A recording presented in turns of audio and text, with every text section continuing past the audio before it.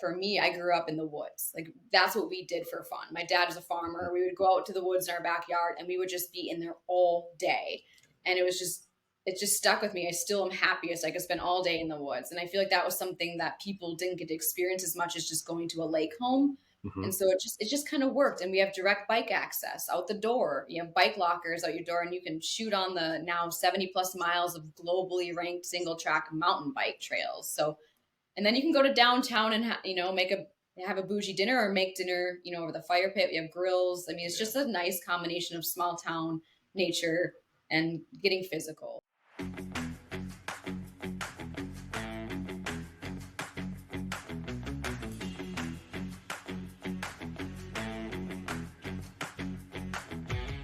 Welcome back to Keeping It Real Estate. I'm your host, Mike Roeder, and today we have a truly special episode with two longtime friends of mine, Kelsey and Chris. They're the powerhouse couple behind not just one, but two of Minnesota's most unique and inspiring resort experiences.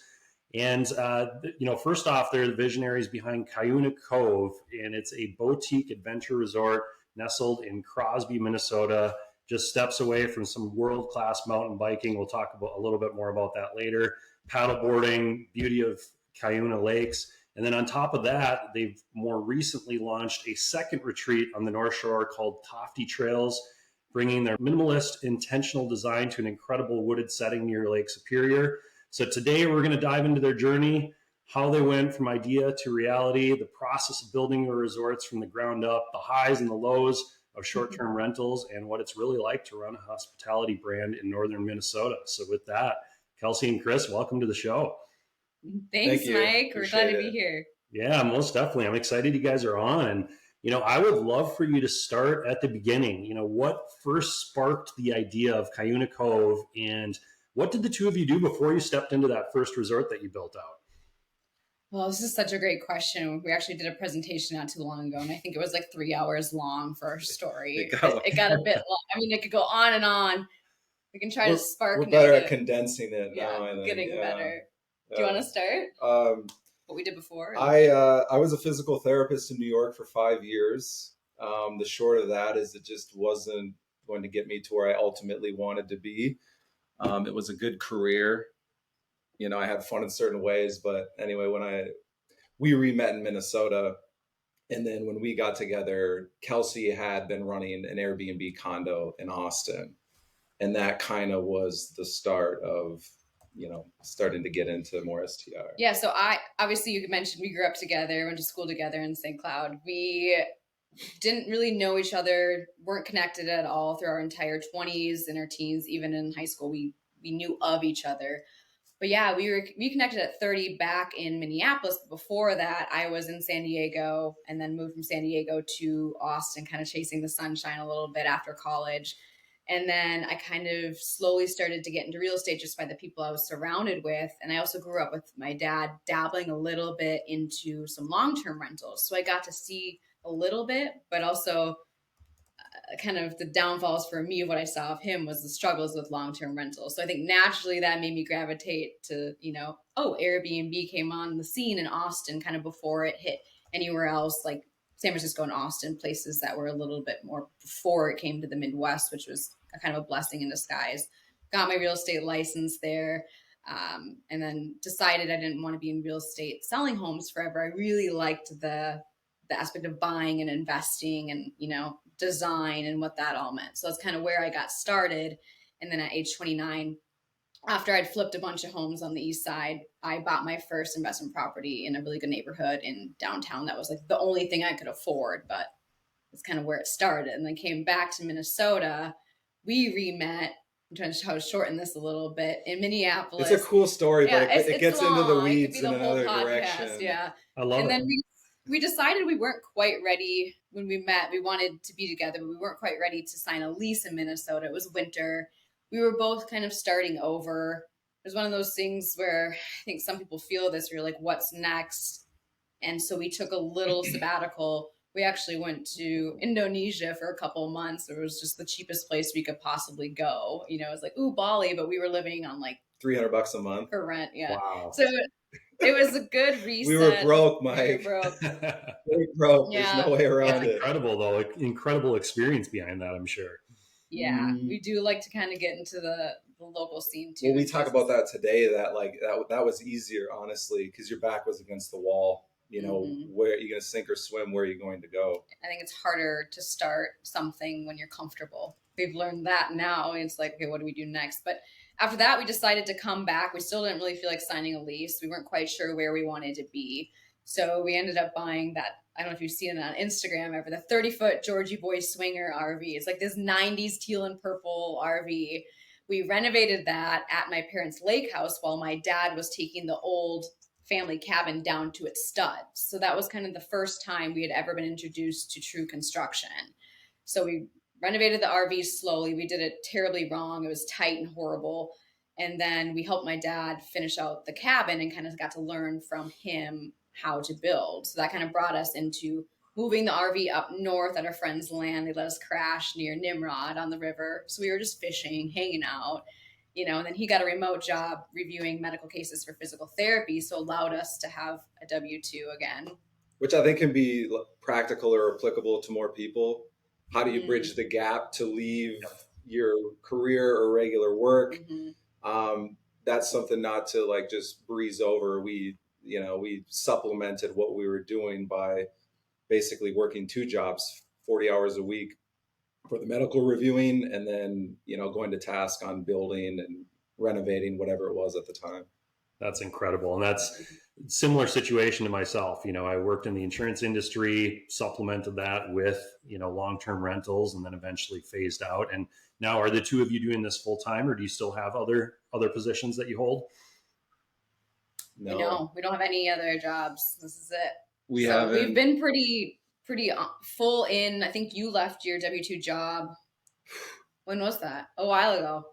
Actually. Yeah, it would have been. We opened the Cove. I have to go through the time. 2020. Cuyuna Cove. We Cove. Always shorten them. Yeah, in 2020, and then I think by 21, maybe it was just into 22, I had left medical reviewing. It was that role was changing. It was pretty loose in the beginning. You could do it whenever you wanted to do it, as long as you completed the task. But then it started locking me down in a specific time frame, which no longer worked with what we were trying to get done. Because I used to wake up at 4 a.m., 5 a.m. I would knock those 8 hours out by noon or 1, eat, and then say head out to the Cuyuna Cove property. Well, we missed a step. We didn't go straight from RV life and owning one condo in Austin. We moved up north with the camper, and then winter was coming. So we had to find somewhere to live that wasn't an RV in Minnesota winters.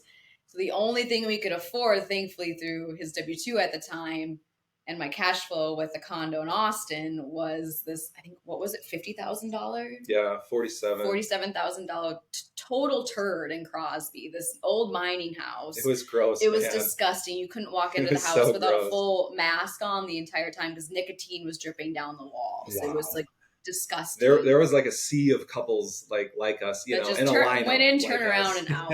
Yeah, it was like you could just see all the realtors on that block because things were kind of, you know, popping off. Starting. That was 2018 sort of time frame. So that was before the big kind of. It was before people really knew about Crosby. So it was like a blessing in disguise. We just happened to be up there, kind of see what was happening. We needed somewhere to live. We were by there, and we closed on that property. That house we didn't put hardly any money into because we were just living into it. We used all of our cash or anything we made to slowly start to think about buying another one. So we would only slowly invest and redo that house as we lived in it.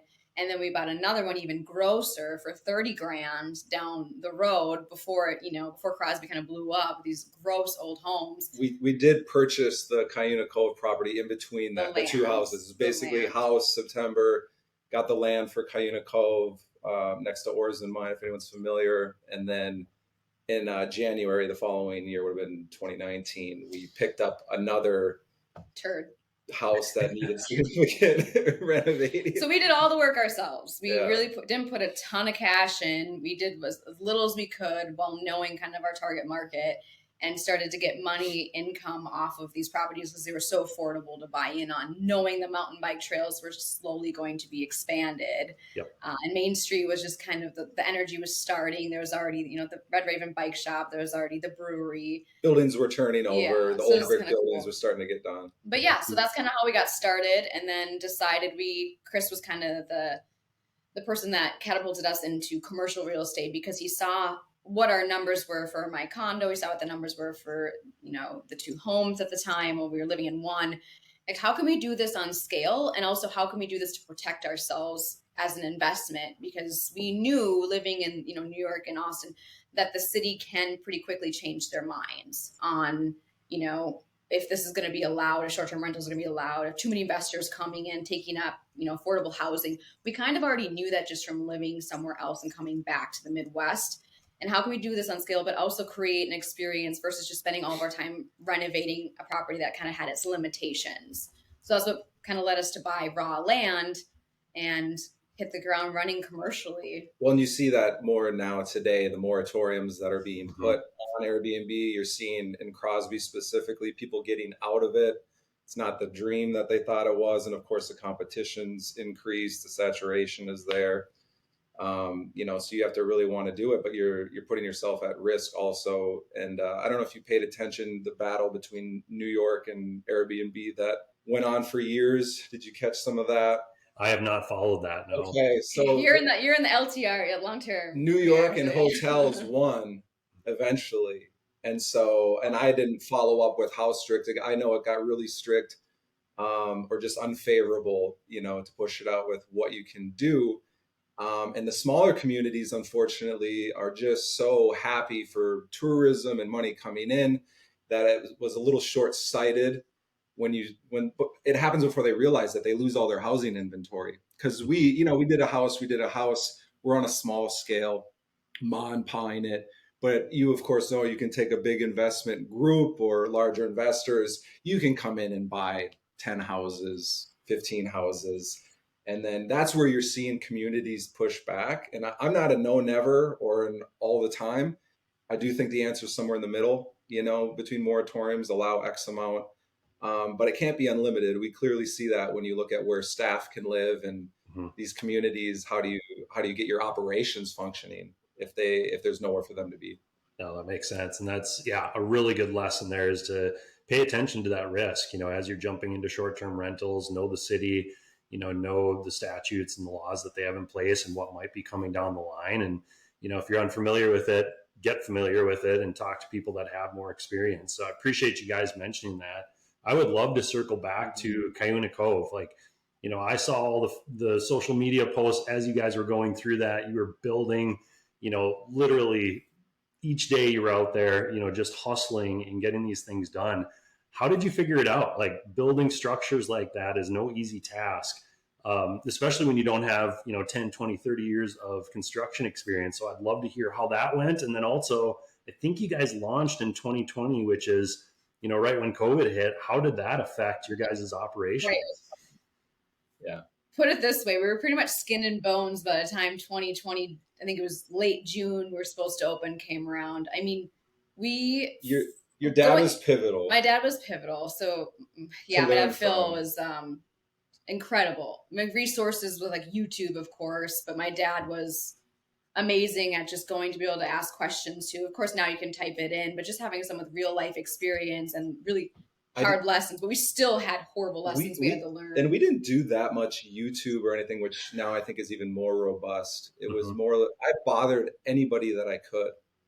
I would get into a guy's ear that was doing. It's good at asking questions. Why are you doing it that way? Why is it done this way? Et cetera, from electrical to plumbing, et cetera.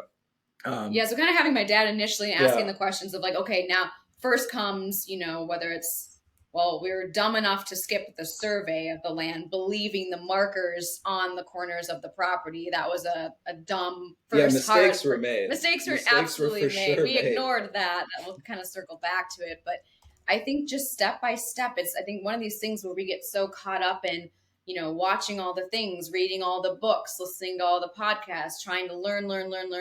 But there's, at some point, you just kind of need to just make that step and just go. Yeah. And you're going to make mistakes, you're going to fail, but through the failure, and we learned so much, and then we were able to take that knowledge into the next resort build.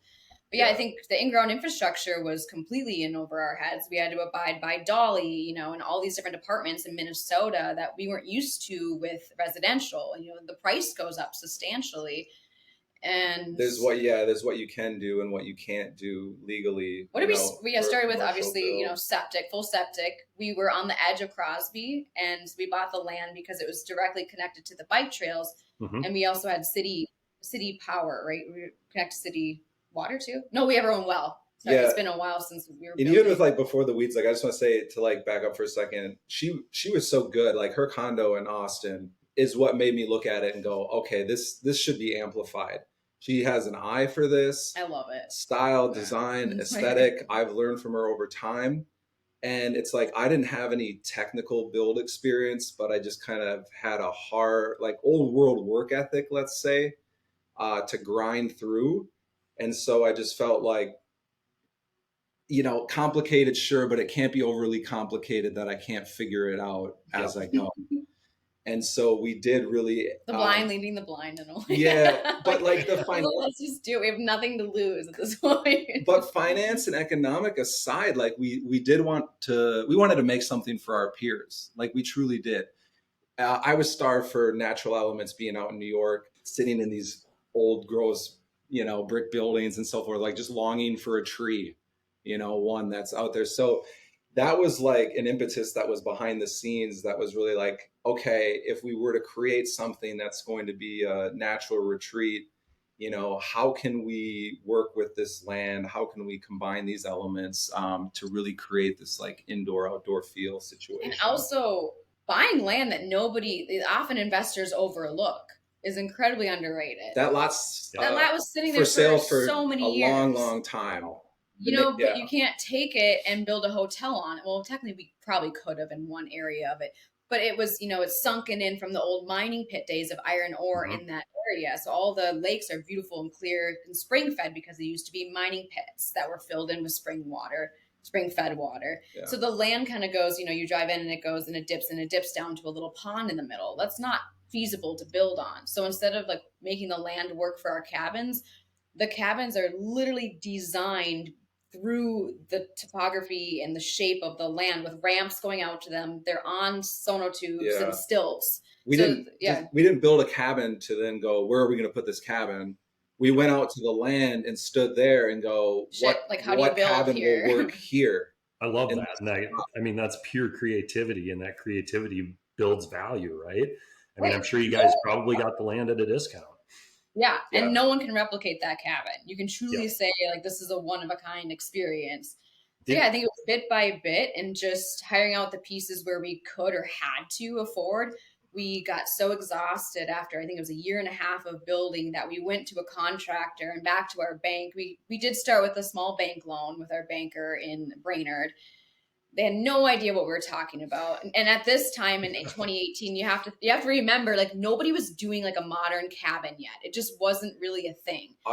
And our banker was he was on his way. He was sweet. He was on kind of his way out of retirement. Loved him. Great guy.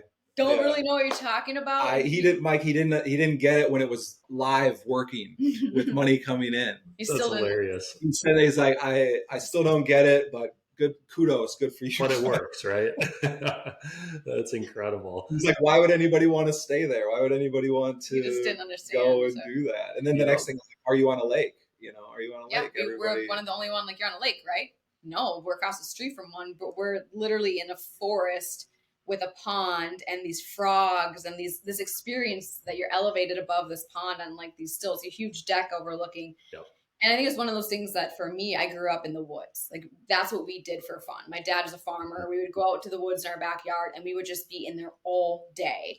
And it just stuck with me. I still am happiest I could spend all day in the woods. And I feel that was something that people didn't get to experience as much as just going to a lake home. Mm-hmm. And so it just kind of worked. And we have direct bike access out the door. You have bike lockers out your door, and you can shoot on the now 70 plus miles of globally ranked single track mountain bike trails. So, and then you can go to downtown and have a bougie dinner or make dinner, over the fire pit. We have grills. It's just a nice combination of small town nature and getting physical. Well, and for anyone that wants to get started, I mean, they've heard the previous now. We didn't have any money.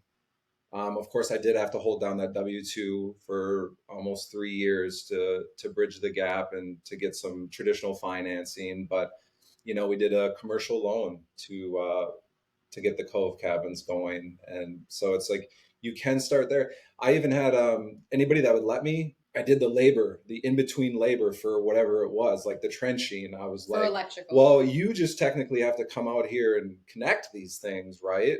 So maybe I just open this all up for you and it's just ready to go. And there's I love it. yeah, where we could save a lot. I mean, we found out, I think a kid wanted like $7,000 per shower to tile fully.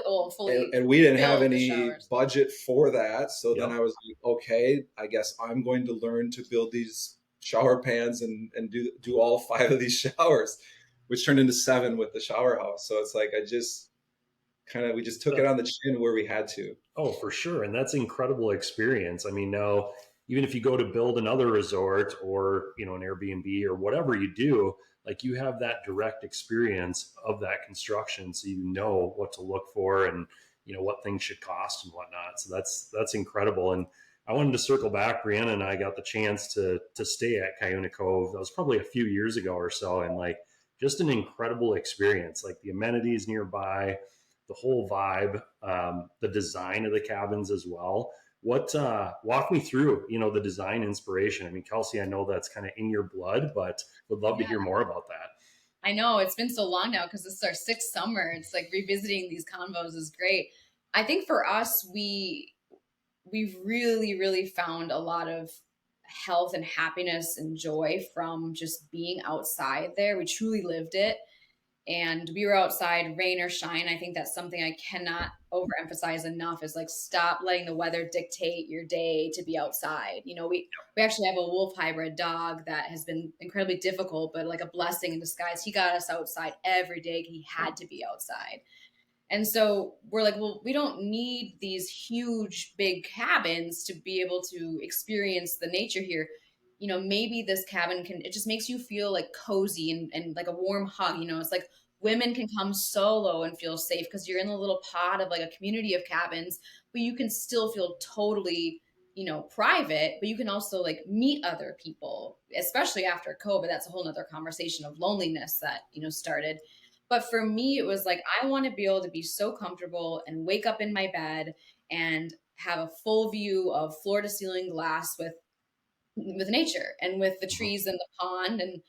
And so there's one of the things that kind of started it was, I went out to West Texas when I lived in Austin, and a lot of people know of like the hotelier, Liz Lambert. She was kind of my muse. I loved her. She really kind of kicked off the scene of just unique stays. Right. And it was kind of the first I've ever seen of staying in these beautiful like teepee tents, these old converted campers that were vintage, really minimalistic, not fancy, but really small and cozy. And it was just an experience like I'd never done before. And I was like, how can we bring back something like that to Minnesota? Because nothing was happening in Minnesota that was unique or like a really cool experience. That like wasn't just a place to stay. Yeah, like it wasn't just an old log dark cabin. I'm like, how can we bring this here and have it feel like the southern states? I can like do so much, because they don't have the winter, but now we have a seasonal shower house that has, airflow through the 1x1 slats, but there's screens on them, right? So the bugs don't come in. Like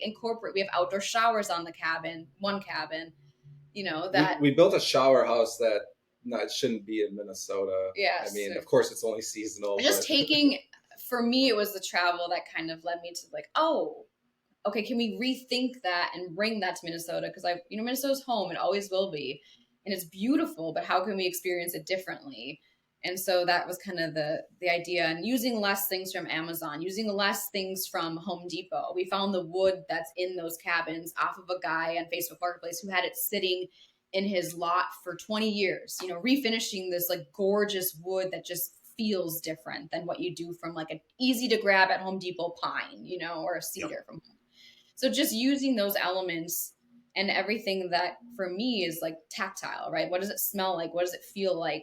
Is there weight to pieces that you pick up? Like everything and every detail matters so much to me. It's like nothing can be overlooked, where I think a lot of investors skip those pieces. It's all about the ROI, all about the ROI. And it's like, I get that. You have to make money to stay in business, but can we spend a little bit more here?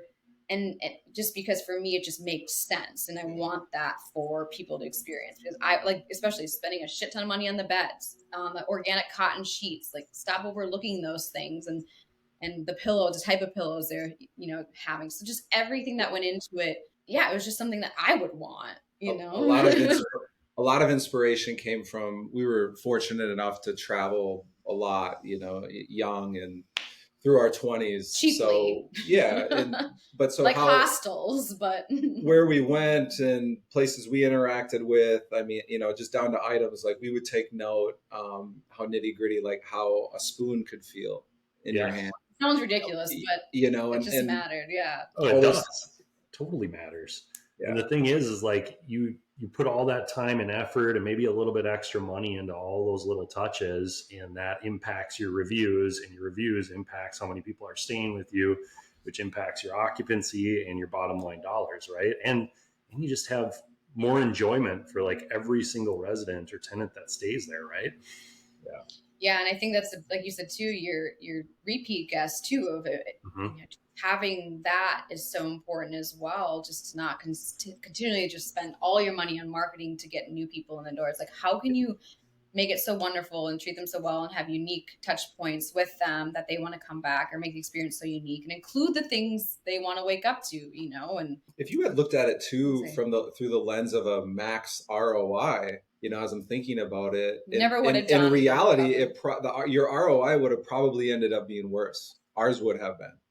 Mm-hmm. We could, to spend less, get these done, get more of them in there. There's your max ROI, but I think it would have hurt what it is. It would have hurt the brand. It would have hurt the stay. And then you just get chipped away at over time. Yep. I couldn't agree more. And what, talking about design, what are some of your favorite touches or favorite aspects of Cuyuna Cove when you look at it? And it might be something like even the guests might not even notice it at first. Ooh, that's a good question. I don't think we've ever been asked that. Yeah, good one, Mike. Yeah, I like that one. I have to say the way the cabins are built with the stilts and the ramps up to them, mm-hmm. like it was just such an incredible feeling. Whimsical. Yeah, you walk in and like in like the heart of summer, like it's just fully wood. Like you couldn't even walk a foot onto this property before we got it. It was so thick, and it still is. We left as many trees as possible. Too many. Probably too many. There's an error. Yeah, take a few more. You have to, and just, I don't know. There's nothing like it. There's just the frogs at night, the way the property and everywhere gets silent at night. And you just have we have these little string lights. Now they're everywhere. There's a lot of people that have kind of replicated what we did, but it's just beautiful and quiet, and you can sit on your patio and be elevated. And now we have the bungalows on the other side of the property too that are unique stay. Well, we had read I forget the name of it, the Japanese book on forest bathing. Mm-hmm. All these eco build principles, the low impact stuff. I mean, that was definitely at the root of the foundation for what we were working off of. I think of like a specific design thing, but even just down to like the little tables in the cabins that I actually built them myself. They're with the same wood that's on the walls. So, because the cabins are small, they're 215 square feet. So we bought chairs that are wood but can collapse. So you can actually click these two heavy duty, like commercial, like, what do you call them? Brackets. Yeah. Underneath the table, hinge brackets. So I built these tables out of the same wood as the walls. You can click these brackets, fold the table down so it blends completely into the wood wall. If you want space to do yoga, or just spread out, or just have a little bit more room for the day to move, and you can click those and put it back up. It's just kind of fun things like that where we just, I don't know. We did have a lot of fun trying to unique little pieces. How do you make this small of a space functional? Yeah, functional. That's a challenge, right? Yeah. And I think what I liked the most too is I encourage people who are, even if you're doing like a single family home as like a rental or a cabin, or even just if it's in the city, try not to look at trends. It drives me absolutely bonkers that we had a lot of people that replicated what we did, but I just go travel, go get inspiration from other, even other like cities, even if it's just drivable. You don't have to get on a plane and travel to Indonesia to get the full inspo. Yes, does it help? Of course. But Well, get off of Pinterest a little bit, get off of, social media, and start to just be in life of like, how can I use and get inspired from, even thrift shops or pieces or different tile, or, not always to use the white subway tile in a modern cabin and black, black and white. It's like, we got to start and creating spaces to make you walk in and like, you don't know how you're going to feel, which is what it should be. and we from like design elements, we love the natural elements. If we could get more stone in there, we would. I mean, if we had more budget for these Cove cabins, there was more that we wanted to do. So which we started to implement into Tofte Trails a Yeah. little bit more with a little bit higher budget. You could see the difference. And Tofte's uniquely its own. I mean, our goal with that was it wasn't really going to trend into anything. It's going to just stand alone so that it can stand the test of time and just be uniquely its own space with things like the concrete countertops that are casted, where the everything was handmade, sits. hand poured, hand built. Her dad built everything. Oak cabinetry is all handmade. Nothing fancy. What made you jump into that Tofte project, and why did you choose that location, and how is it different than Cuyuna Cove too? Yeah, it's a good question. So I'm trying to think of where to even start, because we had some stuff between. Hindsight, we probably should have taken a break, but the reason we went into deciding to do another big commercial resort build, because Cuyuna took it out of us. I mean, we were exhausted. Friends and family were bringing us food because it was long ass days. We didn't have any days off for years. We didn't take nights off. We didn't take weekends off. So it was like, how do we? But in order to hire more and not do everything ourselves, and if Chris wanted to leave that job, which he had to because we needed the time, we had to build more. We had to scale in order to make more money, in order to pay people to help us, if that makes sense. It's like saying it probably a better way. Well, we knew that. We always knew that we wanted to hire out. I mean, we did everything to start for Cuyuna Cove, but then inevitably we knew we wanted to hire out. We knew we wanted to create more and grow. We tried a project in Ely that was never to be. So we had kind of stayed property searching, up the North Shore, and this land was sitting there available, kind of in a similar way as the Cuyuna Cove property. It was no one wanted it. I think Lutzen Association had it, and then Cascade had it, and they got beat up in some other area for something else. So they weren't keen to do anything with it. The county kind of had it earmarked for a development, so it was zoned commercial resort residential. And we loved the North Shore, so it was just kind of like, okay. The majesty of it was more. It was like my shorthand, nature on steroids. Like there's just the way the land slopes up from 61, looking through the forest to the lake. You couldn't see the lake though at the time we bought it, yeah, but we knew Chris with a chainsaw could get. But there was a creek running. There's two creeks, one creek running. And so no one was buying it because this creek, I mean, good luck getting, zoning and the setbacks and to build a big, it was already zoned hotel, resort commercial. So that's another reason we're like, sweet, we don't want to fight with the county. Yeah. Let's Make go it in simpler and cost efficient on the side. And we worked with the land again, and it paid off. I mean, because you have to, wetlands be so far back from them. If you want to try to do a large development, say, multiplex or a big structure, you've got to give back. I mean, it's like a credit system. If you take away the 400 square foot allotment you're allowed, I think is what it was or is, you've got to do things in other areas to mitigate that. So that's also, if you look at, if you're ever at Tofte Trails, when you pull in off of Onion River. So same reason we bought that land. No one wanted it because it was kind of the same hilly, sloped down, heavily forested down to 61 with beautiful cliffs, like rock cliffs. But we knew the lake was there. We just knew we'd have to do work for it to get it, to see it from the cabins. And our road is Onion River. Onion River. There's just so many different Onion Creek, Onion River that we've been working with. Yeah. Up to one of the best hikes on the North Shore, which is Oberg and Laveau for cross-country skiing. We wanted to stay with the outdoor, get outside and move, same thing in a different location with different adventures. And so that was really, really important to us. So if you pull into Tofte Trails, it kind of slopes down. We have our big storage unit, of course, in the pump house where all the utilities are. But you go down the hill, you walk up, and it's all the backs of the cabins. And we designed these to have a big bump out on the back. That's an actual heated storage unit for your boots, your skis, your snowboards, your bikes. Everything can get hung up in there. So that was something we learned from Cuyuna Cove. Is we like almost forgot about the Create bike space storage for Cuyuna utilities. Cove. Yeah. We had to last minute.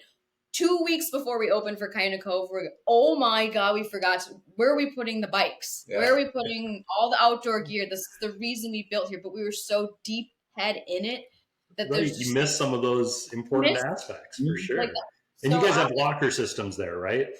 Yeah, so we had a guy my dad knew weld these beautiful, simple structures for He the welded bikes. a frame, and then we built the doors and lock systems for them. So everyone has their own. So yeah, lessons learned. But yeah, you walk up to Tofte Trails, like kind of down. You see all the backs of the cabins. They're really simple, which we wanted because at this time, this was 2022 when we bought the land. 2021. Anyway, cabin scene was bursting of like who could outdo the next Airbnb cabin, right? Just larger, more. bigger. This floating bed, this bed that goes out, like it never ended. We're like, and we think it's about the space too, but I think that we hung on to the nature. Yeah, I care, of course, about the design. Yeah, but for us, it was the experience within the nature too. So you walk into your cabin. There's no really windows on the back side. You're kind of like, okay, what is this? You walk in and there's this 10-foot sliding glass door right when you walk in with the king bed facing out, and the land just kind of slowly slopes down. With some of the cabins have lake views through the forest. Others, it's just beautiful stream. The stream is below. We had to work around it in a U shape with the cabins. But we built on what we had learned, and then just expanded. I mean, the Cove cabins had this reveal. I mean, understated as you walk up to these ramps. No windows on that side glass, and then you go in, then you're like, oh, you're elevated, and so forth. So for Tofte, it was kind of the same principle. Like, let's make this very understated cabin timeless. You approach, and it's modern. And we didn't want drywall. I didn't want drywall. I was so tired of seeing modern cabins with drywall. Yeah, it's nice. Some people prefer that, but for me, it's like I want to feel. Because we stayed up there on the Gunflint Trail a lot in these old log wooded cabins, but the windows were just teeny tiny. And I'm like, I want that old cabin feel with the modern big windows to see outside. Yeah. So that was the big difference with Tofte Trails is we got 140-year-old barn wood from one barn in southern Minnesota. And we, piece by piece, dumb as we were, I don't think we'd do it again, but it's worth it now that it's up in every cabin. It was labor intensive to say. It sounds like it. You wouldn't just go for it. I mean, it was months of, like probably 6 months where I couldn't find the perfect shower tile and grout color and the perfect wood for the cabins. And yeah, it mattered so much because this is chunky old wood with nails. It's almost like naily board where some of the pieces from like where the horses would walk on, and we cleaned it, we sanded it. I mean, over and over and over again. And then we had hired help to put the wood up in the cabins, and they put it up and we're like, it looks like shit. It looked terrible. So we realized it wasn't clean enough yet. So poor Chris had to go in with full face mask gear, hire a 20-year-old to come help him, and just inch by inch hand, like with a sander, 2 orbitals in each hand, one in each hand. 9 hours of attention to detail, right? Like it paid off at the end. It made a difference in people that are staying there. And I would love for you guys to talk about some of the misconceptions that people have about, running short-term rentals, whether it's commercial side or residential side or single family side. And then also, what are some of the challenges? Like after you get something up and running, obviously, I'm sure there's a ton of challenges with the build out, finding the land and everything. But after you're up and running, like what are some of the common challenges that you see out there?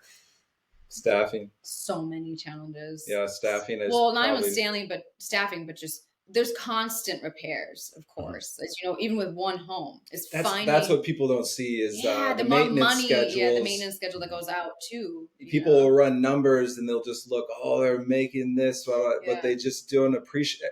And I was mistaken too. You think it's static, right? It's a static structure, but the amount of moving pieces that are flowing in the background Doesn't end to ever deliver either. this perfect stay over and over and over again. Of course, the stars will align against us. Every so often, it happens once, maybe a year, maybe 2 times max a year, that for whatever reason, enough human touched elements and, you know, physical things and utility things, break or they AC just come stops together and working, or it disrupts a stay. You know, just to say that, you know, we're passionate to prevent that, but yeah, maintenance is huge. They don't just sit there and are good to go for the next 10 years. It's just kind of constantly something. Things break. Anything that humans touch and interact with, whether on the guest constant. side, staff side. But yeah, staffing and just finding help and reliable help and people that also care has been a hard thing. We've gone through many iterations of who to hire and how to hire for management. So we are not working in the business, we're working on the business, because that's what we're passionate about, is creating these spaces and also employing people in these smaller towns. I mean, the first people we employed for cleaning and managing, I mean, they were able to buy a home before we were. You know, it's one of those things where we pay them really well, Yeah. but we want to. We know that that is the most important part of the stay, is that touch point with someone, but also the cleanliness of your cabin. So you can't it's hard. and shouldn't squeeze anymore. And if people think that they're still going to go into it and squeeze the bottom, good luck. Good luck. You know, you need to pay, I would say, and we're passionate about this, more than fair wage. Yep. Let them live a great life too, and take advantage, you know, of what this offers, and let them level up in life. And I would say this: our team today is awesome, but it did take a lot to. We're 6 years in already. It took a lot. Like, to that's get the to first this time we point. could probably say like everything's kind of rolling pretty smooth. That's great. And I mean, I can speak to that as well, you guys. Like, the more you pay your staff, like the more effective, the more efficient, the better the type of atmosphere and culture they're going to build at the property. So we do the same thing at our multifamily assets, and it has paid us dividends beyond what we could ever believe. So I appreciate you mentioning that. Yeah. And communication, I mean, I've had to improve a lot, and I think I still have a long way to go. I'm kind of a head down, determined, you know, kind of, what do you mean you can't do that? Get that done. Just so I've had to really realize, you know, my shortcomings and improve, and just to be more respectful, more forthcoming, and never like I was shooting, you know, I'm not mean spirited, I'll say that. But he would just take things on himself versus delegating, learning how to delegate. That was huge and too. trust your team that they can do it, you know, give them the confidence to run it. So yeah, that's been a huge, it's tough. These small towns, I mean, Crosby, there's not a single stoplight. There's not even 2,000 people population. That was tough. Tofte, worse, the same exact thing. I mean, there's people that are like, hey, do you guys have Ubers up here? Do you have food delivery? It's like, what do you mean? You know, this is no, you know, nowhere, right? Yeah. And understanding we can't get somebody out there immediately. Well, and also, like, we don't take no for an answer overall. So we had, and I won't name names, but we had a prominent party up there say, the best I can get you guys is B cleaning. And we were like, this isn't a B cleaning place. We can't accept B cleaning. So then we had to go about setting up our own system. You pivot. I mean, every turn. And if you're, I think for those wanting to get into this that kind of want it to be more passive, it's not where you want to be. Yeah. You know, I have friends who have both full-time jobs, and they have one Airbnb in Tofte, and it's a condo. So way easier to manage, way easier. There's no tree maintenance, lawn maintenance, trail maintenance. I mean, the amount of maintenance we have from a big property with land is absurd compared to a condo. So start with a condo. But even them, they're having constant communication and constantly trying to, you know, panic of cleaners leaving, and you don't have reliable help. And if it's going to stress you out more than it is going to be beneficial, there's something to really consider. If like it's pinged, if you don't have the money to hire somebody, you're going to be pinged any time of the day. You go on a trip, expect it. You know, things go wrong when you just really want, like, I really want to go on a date night. And, you know, it's been quiet for weeks. It's been kind of crickets. And I want to go on a date night.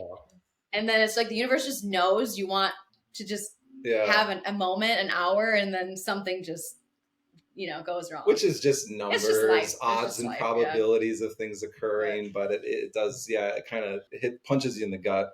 Oh, for sure. It does. And with that, you have the 2 resorts, other rental properties. Do you guys see yourself expanding further into the future, or what are the plans over the next 5 years? That's been our topic in the household we took a little bit of a breather this winter. We were down south kind of visiting with friends in Texas, and we were in Florida for a little bit. We don't know, to be honest. We're talking about a few different options. We're talking about everything, everything's on the table. And I think that's also overwhelming for investors. Nowadays, you have so many options that are being spewed at you, especially through like social media, multifamily investing, buying a service-based business, developing Tofte trails a little bit further because it's 17 acres. There's a whole nother portion of it that what could we do that's, on that property. So but we skipped ourselves for 7 years, as things kept getting nicer for the guests, we kind of stayed pretty static. We reinvested absolutely everything into the businesses. Our wedding we used COVID for our wedding. We used it. We're like, sweet. We don't have to invite a small wedding. We don't have to invite. We'll have it at my parents' lake house. We only spent a few grand, I think, on our wedding. Yeah. So, we're at a point now where it's like we want to be creative. Yeah. I mean, we're passionate about but something a little less stressful, because it was really hard for 7 years. We've been nonstop pretty much. The past 6 months, we took a little bit of a breather, and now we're like, all right, we're ready to go. But maybe learning how to have a little bit more of a balance now moving forward, because we were just nonstop, and you do have to have a balance. It'll just kill you in your marriage too, because you guys work together as a partnership. Yep. No, it's great to hustle for a decent period of time, but finding that balance, especially eventually after you've gotten your footings and whatnot, is really critical. I know there's probably a lot of people listening on here that may aspire to have their first short-term rental property, or may aspire to build out a boutique resort. Any parting advice from you guys for those individuals? Yeah, I mean, we started a consulting business, which is also what we're doing, but just to help people too. But advice, just from trying to think, do you have something that comes to mind? There's so much. So numbers are a little tougher now. I'm not going to paint all the blue sky here, but you can still do it, make it make sense, be intentional, have the care, keep pivoting if you need to. It can still be done. It just, you can't just go and throw up an Airbnb like you could 10 years ago. You have way more competition, a lot more people in it. You may now, like a single family house, just break even. And so you have to really kind of spend some time looking at your numbers, and then trying to identify what can you do. What's will your maybe USP, right? Yeah, for your property, unique selling point. To set this property apart, so that you can hang in that 60%, 70% occupancy. And understanding social media, understanding an influencer versus an actual photographer, where one will benefit you, where the money is wasted, right? Or where it's best spent. That's been a really important part to learn too, is how to market your property. Where the money is best spent is where we talk to a lot of people about, because they're thinking like, if I spend my budget on X, it's like, actually, no, from our experience, that's not going to matter, but this will. And they're like, really? It's one of those things where sometimes you do get surprised of where the things make a difference and some things that don't. So you really just got to run your numbers now and be careful. Use AI to kind of run those numbers too, and help you understand, talk to people, talk to locals, look at other Airbnbs, run numbers, and consider land, and consider, the build costs of what you can do yourself to lower those costs in order to make your ROI even, and there should be a draw. I mean, you can do things by airports because you're trying to catch travelers. Yeah, but who's already coming? In general, there should be a draw to the area. Oh, that's totally what we missed too, is another whole conversation. Know your avatar. Yeah. Don't be afraid to go narrow. That's our biggest probably takeaway too from building these, is we were one of the first places in Minnesota to say no kids in Tofte trails. It's adults only. And it was really uncomfortable. We're Minnesota nice. Nobody's doing this here. And it's really uncomfortable. It's going to upset some people, but it's built for that. It's not safe for kids. And parents also, and solo trips also want time to reconnect without the kids. So there's only 5 cabins. There's not that many in the state that allow that or offer that. So Right. it's a really, really narrowed avatar of like, it's specifically catered to them, which makes it easier to design for them, to know exactly what they want. It's either solo or romantic. And you can use a family as your avatar too. But just really know who you're talking to on social media, marketing, design, all of that. And you're just going to create such a better experience for the people that are coming because you know who you're talking to, you know who you're building for. And we're not anti-kid. No. We are very pro. But our friends are so exhausted. They're like, we just want somewhere to go, where sometimes the kids aren't there. So We're we're very like, okay, pro we're your here. options, right? I mean, you're catering Yeah, to a certain crowd. couple It's amazing. Yeah. Awesome. Well, Kelsey and Chris, thank you so much for being here today and sharing your incredible journey. It's been, I know on my side, it's been amazing just watching your vision come to life, with both of these resorts. And, I just wanted to ask, how can our listeners get a hold of you, or how can they find Cuyuna Cove and Tofte Trails? Your websites for, of course, and social media for both Tofte Trails, just spelled as is, And thank you to everyone that Yeah, books with us. yeah. Obviously, I mean, we have direct booking websites set up. Yes. CuyunaCove.com, TofteTrails.com. And then we just started a consulting business. It's pretty affordable too. BraunAustinCo.com. So we're now working one-on-one with people who have land or are interested in buying land and interested in going commercial and remodeling their old setups. Yeah. And so yeah, we're pretty easy to get a hold of. You can schedule a 15-minute free call with us too at any time on our calendar. Cuyuna Cove and Tofte Trails are on Instagram also. It's probably the more robust channel that we use. But yeah. Awesome. Happy to chat with pretty much any. Likewise about your journey and everything that you've done. So we really appreciate that. The kind words. So thank you. Thank you. I appreciate it. And yeah, anyone listening to this, if you're in Minnesota, especially in northern Minnesota, make sure to check out Cuyuna Cove and Tofte Trails. Again, we stayed at Cuyuna Cove and it was an incredible experience. So thanks again for tuning into Keeping It Real Estate. Don't forget to subscribe, leave us a review, and share this episode with a friend. It really helps us bring on incredible guests like Kelsey and Chris. And we'll see you next week on another episode of Keeping It Real Estate.